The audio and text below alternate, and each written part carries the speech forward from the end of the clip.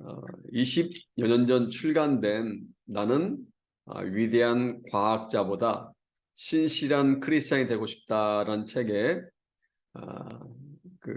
읽어보신 분이 계실지 모르겠습니다. 이 책은 세계적인 원자력 전문가인 전근모 박사님이 쓰신 책입니다. 그분은 1939년 서울에서 태어나신 후에 거의 엘리트 코스만을 달려가셨습니다. 중학교, 고등학교, 경기중 경기도 고등학교 수석으로 입학을 했고요. 서울대 물리학과는 차석으로 입학을 했고, 서울대 졸업한 후에 곧바로 미국의 미시간 대학으로 유학을 가서 자격시험에서 입학 자격시험에서 수석으로 입학을 했습니다.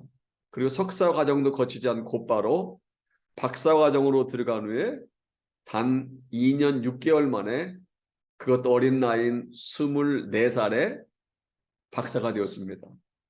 한국 박사가 아니고 미국 박사입니다. 오랫동안 24살에 미국 박사를 받은 기록은 그 정근모 박사님이 차지하고 있었습니다. 물론 요즘은 더 나이가 나였지만 오랫동안 그런 기록을 가지고 있습니다. 그리고 24살의 어린 나이에 플로리다 대학의 교수가 됨으로써 수많은 매스컴으로부터 보이 프로페서, 꼬마 교수라고 불렸습니다. 그 후에 MIT 공대, 뉴욕 공대 교수가 되었고, 또 미국의 핵융합연구소에 창설된 후에 책임자로서 연구를 하다가 한국으로 돌아올 때 그냥 돌아오지 않았습니다. 미국 국제개발체 원조와 후원을 유치하고 한국에 카이스트라고 하는 한국 과학원을 설립하는데 결정적인 공헌을 합니다. 그리고 카이스트 부원장으로 취임하게 됐는데 그때 그의 나이가 겨우 32살이었습니다. 그의 한전사장, 국제원자력기구 의장 역임했고요. 과학기술처 장관도 2번씩이나 역임하면서 대한민국 과학을 위해서 많은 공헌을 한 인물입니다. 그런데 국내적으로 그렇게 바쁘게 활동하면서 그의 명성이 세상에 널리 알려지게 되던 어느 날 10살이 된 그의 큰아들 진우가 쓰러지게 됩니다. 정진우라는 큰아들이 쓰러진 것입니다. 만성신부전증이라는 만성신장염에 걸린 것입니다. 처음에는 그 아버지 정근모 박사는 현대의학으로 고치려고 했지만 얼마 있지 않아 불가능하다는 사실을 깨닫게 됩니다. 사랑하는 아들의 신장을 위해서 아무리 노력을 해도 견딜 수 있는 기간, 아들의 신장이 견딜 수 있는 기간은 최대로 5년밖에 되지 않는 진단을 받고 절망에 빠집니다. 21세기 최고의 석학 중 하나인, 그리고 최첨단 과학인 원자력 전문가인 그도 아들의 질병 앞에서는 어쩔 수가 없었습니다. 그는 현대 과학의 한계를 절감하고 자신이 해줄 수 있는 것은 자신의 신장을 기부해 주는 것뿐이라는 사실을 깨닫게 됩니다. 그리고 자신의 2개의 신장 중에 하나를 아들에게 제공해 주는 과정에서 비로소 하나님을 찾게 됩니다. 그리고 예수님을 자신의 구세주와 주인으로 영접을 하고요. 중생을 체험하고 그의 온 가족도 예수님을 믿는 신실한 가정이 됩니다. 32의 젊은 나이에 한국 과학을 선도할 만큼 잘 나가는 한때 과학자였지만 크리스찬이 된 후에는 그의 관심은 온통 복음의 대사였습니다. 세상에 복음을 증거하는 일을 그는 최고의 영예로 여기게 됩니다. 모교회 장로이자 사랑의 집짓기 운동 연합의 이사장으로 섬기기도 했는데, 그분은 나는 위대한 과학자보다 신실한 크리스찬이 되고 싶다는 책에서 마지막 장에서 이렇게 고백합니다. 예수 그리스도, 인간의 죄를 대신 짊어지고 십자가상에서 보혈을 흘리며 절규했던 인류의 대속자, 그분을 통해서 나의 삶은 새롭게 변화되었다. 과학자이기에 앞서 한 크리스찬임을 더욱 자랑스럽고 감사하게 생각하는 삶을 살고 있는 것이다. 예수 그리스도, 그분은 내 삶의 전부이시며 나의 구원자이시다. 호흡이 계속되는 그날까지 아멘. 이게 바로 그분이 쓴 책의 마지막 장에 나오는 그분의 고백입니다. 이처럼 아들의 질병이 그를 완전히 다른 사람으로 만든 것입니다. 그런 고난 때문에 하나님을 찾았고 결국 그 고난으로 인해서 새로운 인생, 멋진 인생, 가치 있는 인생을 살아가게 된 것입니다. 우리가 살다 보면 예상치 못하는 고난을 만날 때가 있습니다. 경제 문제로 인한 고난, 실직에 따른 고난, 사업으로 인한 고난, 인간관계로 인한 고난, 악화된 건강으로 인한 고난, 자녀로 말미암은 고난 등 많은 고난을 만날 때가 있습니다. 우리가 좀 고난이 없이 살았으면 좋겠다고 생각했지만 우리의 기대와 달리 크고 작은 고난을 계속해서 만나게 됩니다.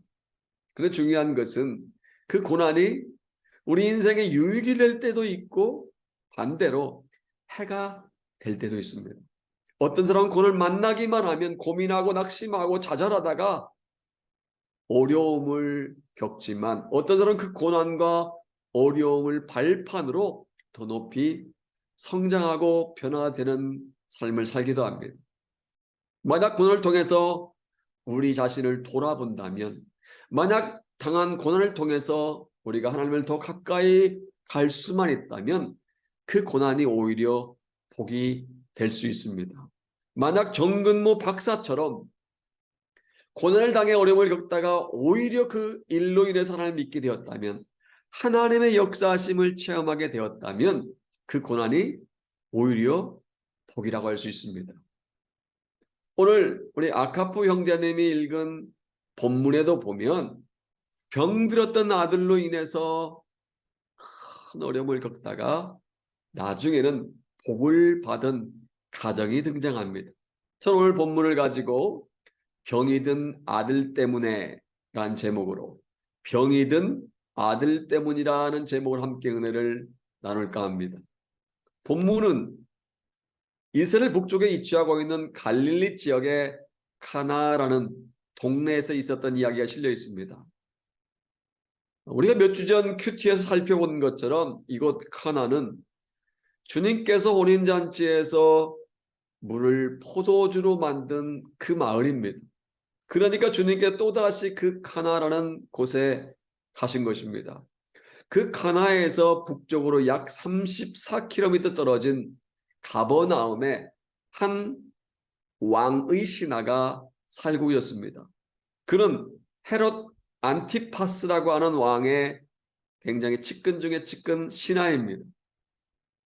그는 보통 사람들과 달리 출세한 특권층의 사람이라고 할 수 있습니다. 그러던 어느 날 갑자기 그에게 고난이 닥칩니다. 다 같이 한번 46절 볼까요? 46절 같이 읽겠습니다. 예수께서 다시 갈릴리 카나에 이르시니 전에 물로 포도주를 만드신 곳이라. 왕의 신하가 있어 그의 아들이 가버나움에서 병들었더니. 그의 아들에게 어떤 일이 생겼습니까? 질병이 걸렸습니다. 원문에 보면 이 아들 앞에 정관사가 붙어 있는데 신학자들은 이 아들은 왕의 신하의 하나밖에 없는 외아들, 다시 말해 독자였다라고 해석을 합니다. 이렇게 귀한 외아들이 병에 걸린 것입니다. 평범한 병이 아닌 중병에 걸린 것입니다. 47절에서 아들의 상태를 거의 죽게 되었다고 언급한 것을 보면 당시의 의학으로 고치지 못하는 중병에 걸린 것이 분명합니다. 모르긴 몰라도 추측컨대 아들의 질병을 고치기 위해서 그는 백방으로 수소문을 했을 것입니다. 그는 자신의 신분을 이용해서 세상에 용하다고 소문난 수많은 의사들을 다 찾아다녔을 것입니다. 그는 자신의 많은 재산을 가지고 신비한 약초라고 한다면 구하기 위해서 길을 쓰고 다녔을 것입니다. 그러나 중병에 걸린 아들에게는 그의 신분도, 그의 권력도, 그의 재산도, 그떤 어떠한 노력도 아무런 소용이 없었습니다. 그리고 아버지로서 아들의 질병 앞에서 아무런 도움이 되지 못한다는 사실을 깨달았습니다. 그러니까 그는 아들의 질병 앞에서, 고난 앞에서 자기의 주제를 파악한 것입니다. 평안할 때 몰랐던 것을 고난 당한 후에 비로소 알게 된 것입니다. 여러분, 무엇을 교훈하고 있습니까? 고난은요, 고난으로 끝나지 않는다는 것입니다. 데이빗 브린클리라는 유명한 뉴스캐스터가 이러한 말을 남겼습니다. 신은 가끔 우리 앞에 빵 대신에 벽돌을 던져놓기도 하는데, 어떤 이는 원망해서 그 벽돌을 걷어차다가 발가락에 부러지기도 하고, 또 어떤 이는 그 벽돌을 추칫돌로 삼아 집을 짓기 시작한다. 명언인 것 같습니다. 고난이라는 벽돌을 다루는 사람의 태도에 따라서 행복의 기초가 될 수도 있고, 반대로 불행의 원인이 될 수 있다는 것입니다. 고난을 통해서 하나님을 찾게 된다면 그 고난 저주가 아니라 오히려 복이 될 수도 있다는 것입니다. 과거 뉴질랜드 모 교회 섬길 때 전체 교우 중 3분의 1은 한국에서 신앙생활을 하지 않던 분들이었습니다. 그리고 나머지 3분의 2도 한국에 살 때 신앙생활을 하긴 했지만, 교회를 다니긴 했지만, 그 중에 절반 정도, 그러니까 거의 30% 정도는 명목뿐인 기독교인으로서 그저 신앙 지키기에 급급한 사람들이었습니다. 다시 말하면 100명이라고 한다면 30%는 완전히 교회를 다니지 않던 분, 나머지 60% 중에 30%도 그냥 명목뿐인 크리스찬이어서 새벽 기도는커녕 금요 기도에는 꿈도 꾸지 못하던 분들이었습니다.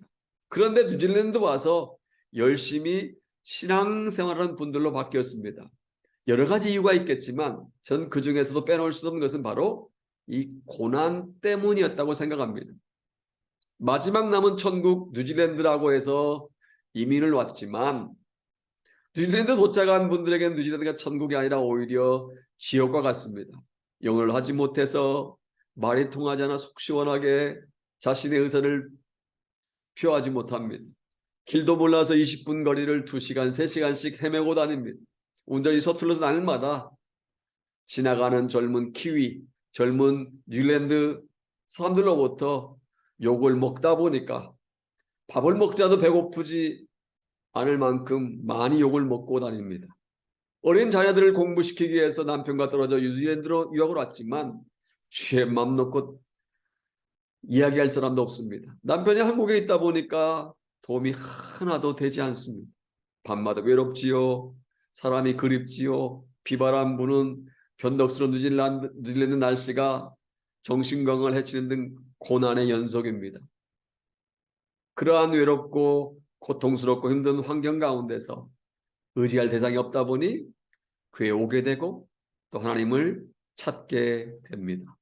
그러다 믿음이 자라서 점점 신실한 믿음의 사람으로 변화된 경우를 수도 없이 많이 보았습니다. 이처럼 고난이 우리에게 유익을 주기도 합니다. 고난이요, 항상 나쁜 것만은 아닙니다. 그래서 시편 기자는 시편 119편 67절에서 이렇게 고백하고 있습니다. 고난 당하기 전은 내가 그릇 행하였더니 이제는 주의 말씀을 지키나이다. 고난 당하기 전에 어떻게 행했다고 합니까? 그릇 행했다고 합니다. 잘못된 길로 갔다는 것입니다. 그런데 고난을 통해서 배운 것이 있다는 것입니다. 고난을 겪은 후에는 이제는 말씀에 순종하게 되었다는 것입니다. 시편 기자는 같은 장 71절에서 이렇게 고백합니다. 고난당한 것이 내게 유익이라. 고난당한 것이 내게 유익이라. 무엇이 유익이라고요? 고난당한 것이 내게 유익이라. 이로 말미암아 내가 주의 율례들을 배우게 되었나니 무슨 말입니까?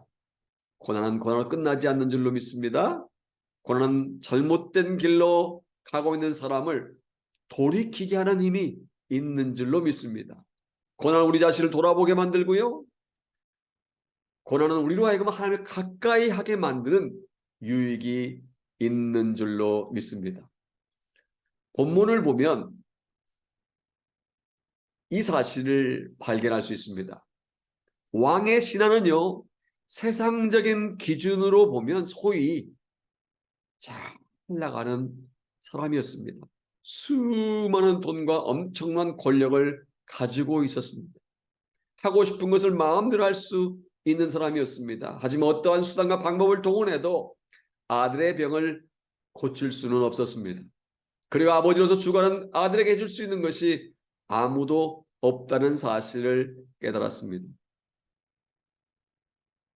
그러다가 자신의 무능과 나약함을 깨닫던 어느 날 나사렛 예수의 소문을 듣게 됩니다. 나사렛 예수가 가나의 한 혼인잔치에서 포도주가 떨어졌을 때 물로 포도주를 만들었다는 기가 막힌 소식을 들은 것입니다. 그러나 이런 말도 안 되는 초자연적인 능력을 발휘하고 있는 예수가 자기가 살고 있는 이 가버나움에서 그리 멀지 않은 카나라는 동네에 오셨다는 이야기를 들었습니다. 하지만 선뜻 예수를 찾기는 쉽지 않았습니다. 왜냐하면 자기가 모시고 있는 헤롯 왕이 당시 예수를 극도로 싫어했기 때문입니다. 당시 헤롯 왕은 나사렛 깡촌 출신인 예수가 자기에게 이업이 되는 정치적인 라이벌로 크게 될까봐 전전긍긍하고 있었습니다. 또한 바리새인들과 서기관들을 비롯한 종교인들은 예수를 기존의 신앙을 무너뜨리려고 하는 이단의 창시자 정도로 생각하고 있었습니다. 그래서 예수가 이끄는 무리의 세력이 커지는 것을 막기 위해서 트집을 잡으려고 눈에 불을 켜고 주시하고 있었습니다. 그러한 상황에서 그가 예수를 만나러 갈 수는 없었습니다. 예수를 만나러 갔다가 이 사실이 알려지면 왕으로부터 미움을 받을 수도 있고 잘못하다가는 왕의 측근, 왕의 신하는 지위와 신분을 박탈당할 수도 있었기 때문입니다. 하지만 아들의 병이 점점 깊어만 가면서 더 이상 지켜만 보고 있을 수 없었습니다. 여러분 한번 생각해 보시기 바랍니다. 만약 여러분에게 하나밖에 없는 아들이 죽어가고 있다면 여러분은 어떻게 하시겠습니까? 둘도 아닌 셋도 아닌 둘도 아닌 하나밖에 없는 아들이 중병에 걸려 죽어가고 있다면 여러분 어떻게 하시겠습니까? 예수를 만나면 아들의 병을 고칠 수 있을 것 같은 상황에서 아들이 죽어가는 것을 그대로 지켜보고 있겠습니까? 아니죠. 아들이 죽어가는 것을 그대로 방치하지 않을 것입니다. 마찬가지로 본문에 등장한 그 아버지도 더 이상 가만히 있을 수 없었습니다. 그래서 죽어가는 아들을 더 이상 볼 수 없게 된 아버지가 결단을 하게 됩니다. 다 같이 47절 같이 읽어볼까요? 같이 읽겠습니다.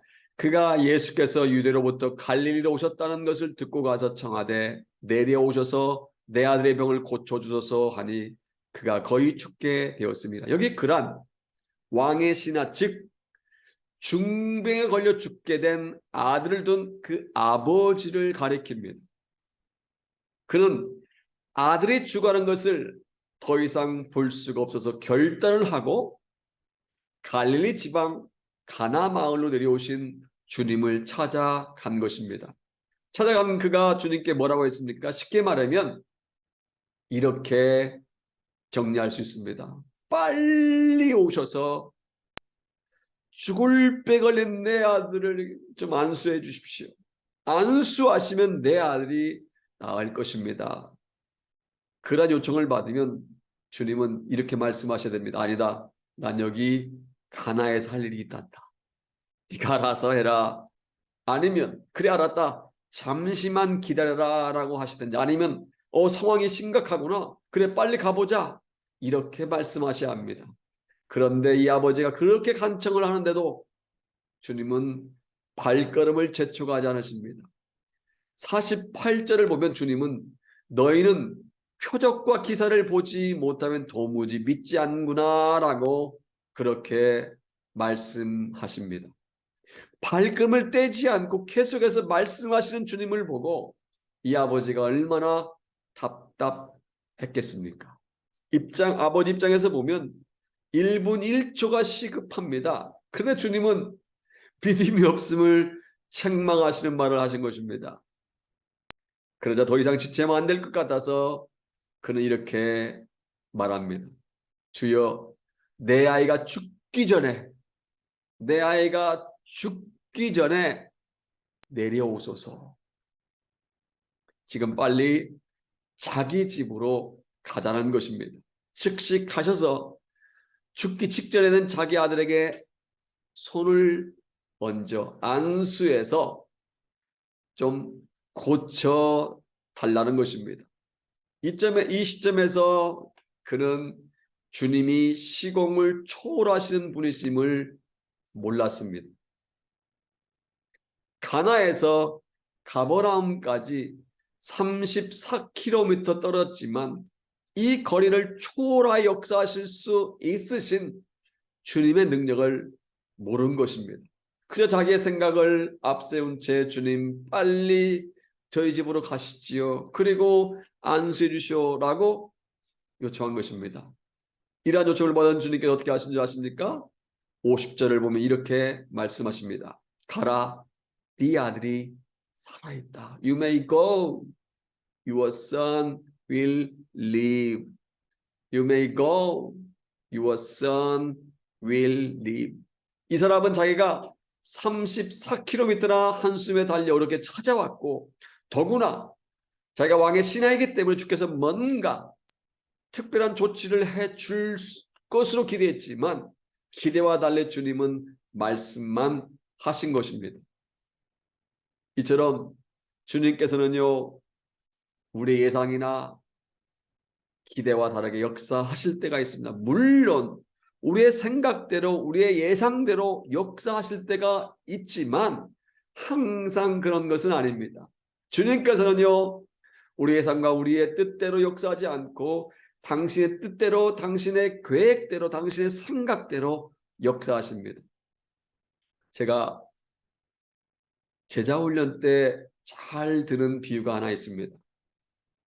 저에게 7살 난 아들이 있다고 가정하겠습니다. 7살 난 아들이 어느 날 저에게 와서 아빠, 제가 연필을 깎으려고 하는데 부엌칼을 주세요 라고 요청한다면 제가 어떻게 할 것 같습니까? 제가 식칼을 줄까요? 저는 아들에게 식칼을 절대로 주지 않을 것입니다. 어떤 일이 벌어질 줄 알고 식칼을 주겠습니까? 아직까지 그 아이에게는 식칼을 다룰 수 있는 능력이 없습니다. 7살짜리 아이가 식칼을 가지고 뭐 하겠습니까? 고기를 자르겠습니까? 김치를 썰겠습니까? 사고나 치지 않겠습니까? 전 그 아이의 생각과 달리, 그의 아이의 요청과 달리 저는 저의 생각대로, 저의 의지대로 그 아이에게 식칼을 주는 대신에 연필 깎기를 줄 것입니다. 왜냐하면 이것이 그 아이를 위한 최선의 길이기 때문입니다. 아이의 입장에서 보면 식칼이 오지 않고 연필 깎기가 왔기 때문에 예상이 빗나갔고 원하는 대로 이루어진 것은 아닙니다. 하지만 그것이 바로 그 아이가 사는 길이기 때문에 저는 그 아이에게 식칼을 주지 않고 연필 깎기를 주는 것입니다. 마찬가지로 주님께서는 항상 우리가 원하는 대로 역사하시는 것이 아닙니다. 주님께서는 우리의 뜻보다 당신의 뜻대로 역사하시는 줄로 믿습니다. 우리가 원하시는 시기나 우리가 원하는 방법대로 역사하시지 않고 주님께서는 당신께서 가장 잘 아시는 가장 합당한 때 합당한 방법으로 역사하시는 줄로 믿습니다. 본문에 보면 주님께서는 왕의 신하의 아들 직접 보신 적이 없습니다. 그리고 아버지인 왕의 신하로부터 내 아이가 죽기 전에 내려오소서라는 말을 들었을 뿐 아이의 상태가 어떤 상태인지 잘 알지 못한다고 할 수도 있습니다. 인간적으로 생각할 때 그렇다는 것입니다. 가버나움에서 가사까지 34km 떨어져 있어서 아무리 달려도 최소한 하루 길이 되기 때문에 그동안 나에게 어떤 일이 벌어졌는지 아무도 모릅니다. 그런데 주님께서는 그래, 위급한 상태구나. 빨리 가자. 내가 가서 고쳐 주리라고 말씀하지 않으셨습니다. 가라. You may go. 네 아들이 살아있다. You, your son will live. 가라. 네 아들이 살아있다라고 말씀하신 것입니다.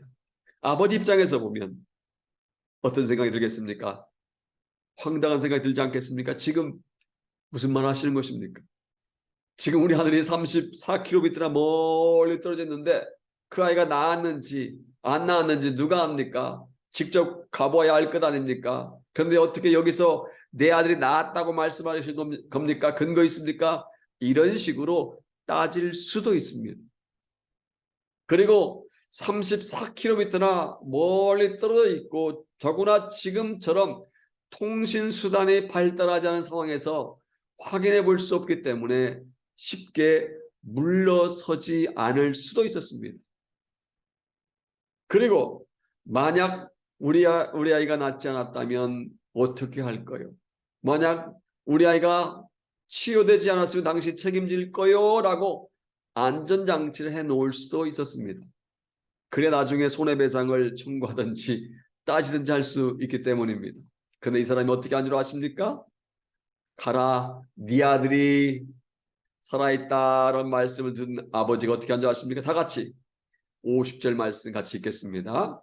예수께서 이르시되 가라, 네 아들이 살아있다 하시니 그 사람이 예수께서 하신 말씀을 믿고 가더니. 여기서 우리가 눈여겨봐야 될 부분은요, 예수께서 하신 말씀을 믿고 이 부분입니다.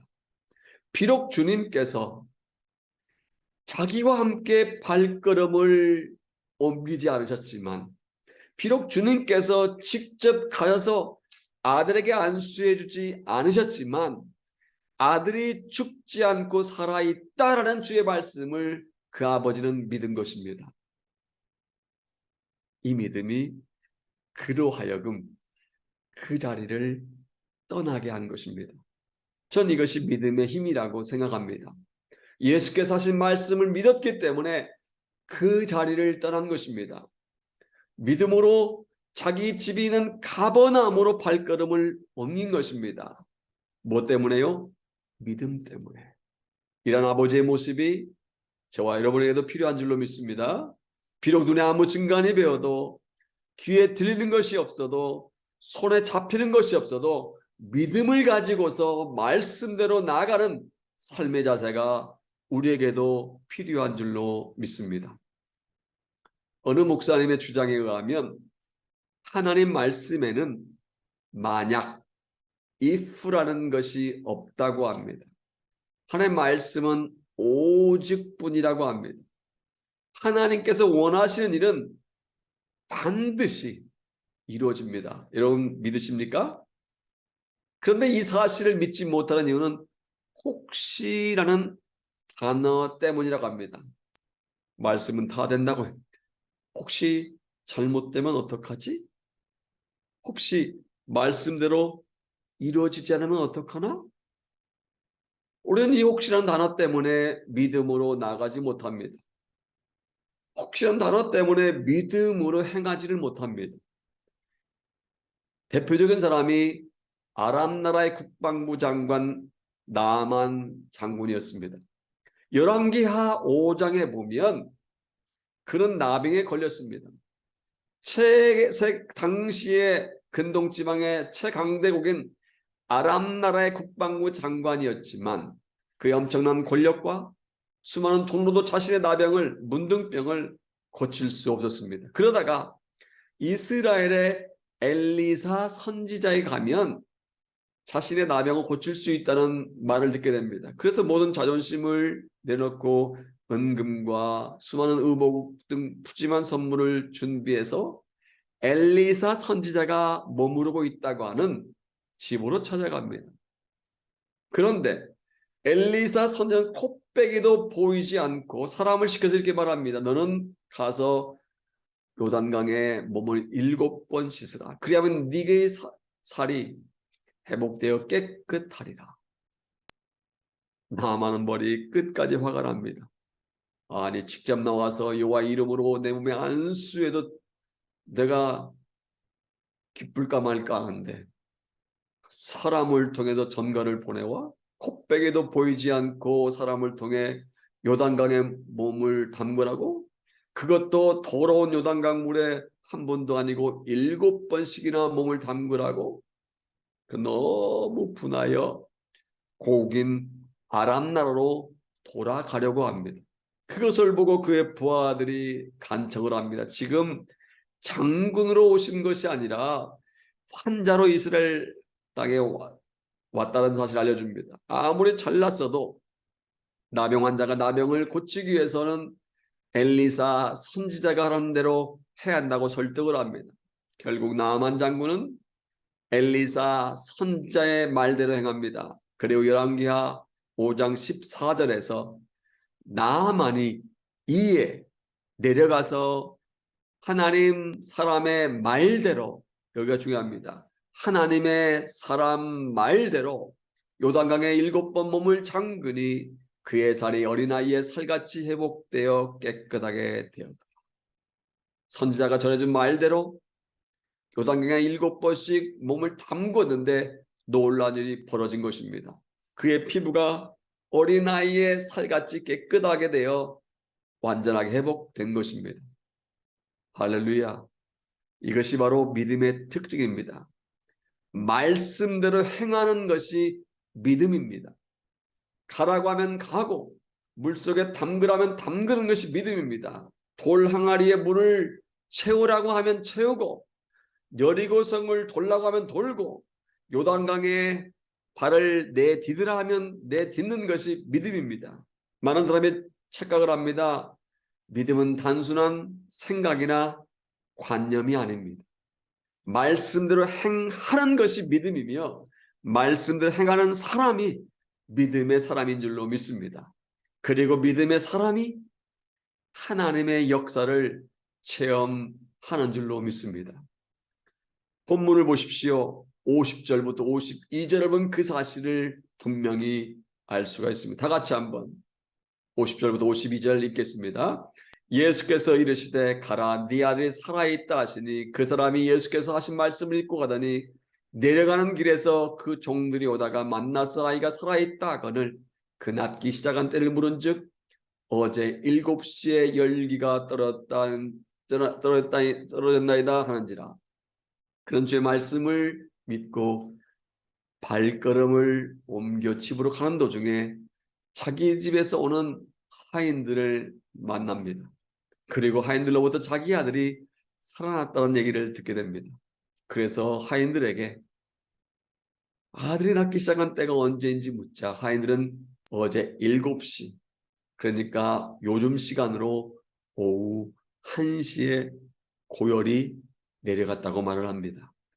주께서 말씀하신 바로 그 시각이었습니다. 54절에서 말씀하고 있는 것처럼 물로 포도주를 만든 표적에 이어서 갈릴리 지방에서 행하신 두 번째 표적이었습니다. 중요한 것은 그 다음입니다. 다 같이 53절 말씀 같이 읽어볼까요? 같이 53절 읽겠습니다. 그의 아버지가 예수께서 네 아들이 살아있다 말씀하신 그때인 줄 알고 자기와 그 온 집안이 다 믿으니라. 사랑하는 아들의 병을 고침을 받고 죽을 위기에 처했던 아들이 다시 살아나자 그와 그 온 집안이 주님을 믿게 된 것입니다. 할렐루야. 앞서 언급한 것처럼 고난이 오히려 그와 그 온 가족에게 복이 된 것입니다.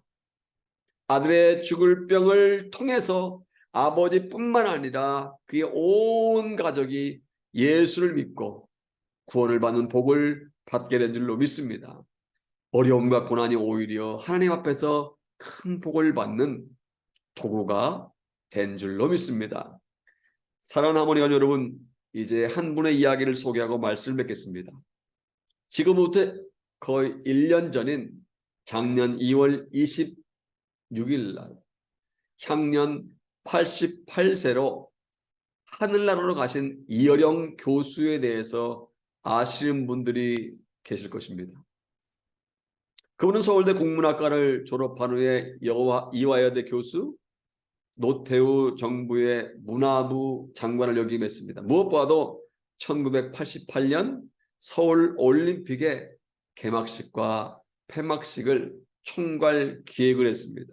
수많은 유명한 책들을 집필하는 등 대한민국의 문화계를 대표하는 지성인 중에 한 사람이었습니다.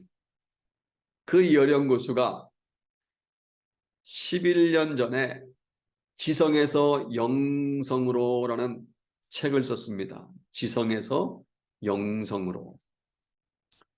그분이 기독교인이 되는데 결정적인 계기를 만들었던 것은 그 가정에 찾아온 고난 때문이었습니다.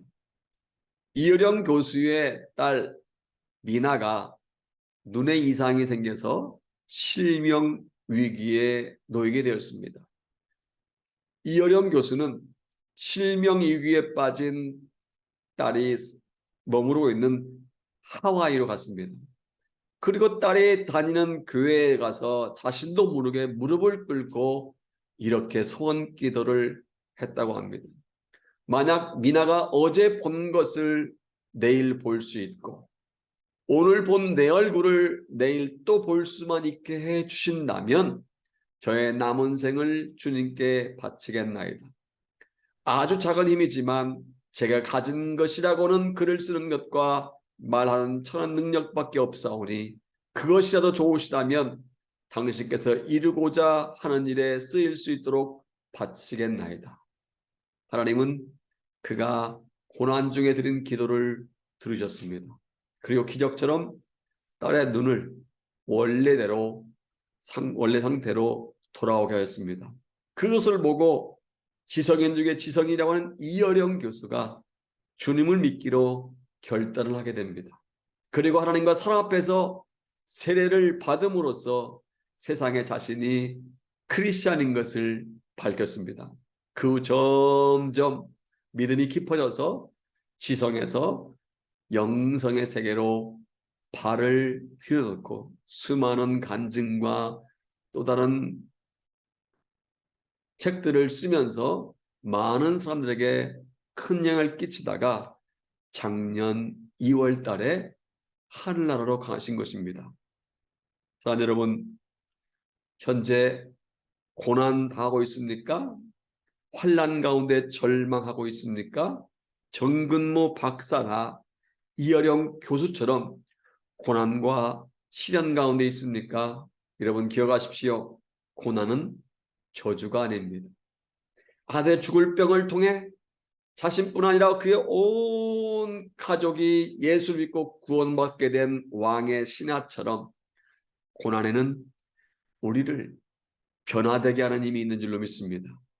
고난을 통해 하나님의 손길을 경험할 수만 있다면 그 고난이 오히려 우리에게 복이 되는 줄로 믿습니다. 고린도전서 10장 13절에 의하면 하나님은요 우리가 감당할 시험만을 허락하십니다. 감당치 못할 시험당함을 허락지 않으십니다. 또한 시험당할 즈음에 피할 길도 내어주시고요 오히려 등이 감당하게 하시는 하나님이십니다. 그러므로 고난을 고난으로 여기지 마시기 바랍니다. 고난을 믿음의 눈으로 바라보시기 바랍니다. 비록 눈에 아무 증거니 배어도 귀에 들리는 것이 없어도 손에 잡히는 것이 없어도 주님을 믿고 주님의 말씀을 살아가는 저와 여러분 되시기를 주님의 이름으로 축원합니다. 그렇게 할 때 어려움과 고난이 오히려 복으로 우리에게 돌아올 것입니다. 아멘.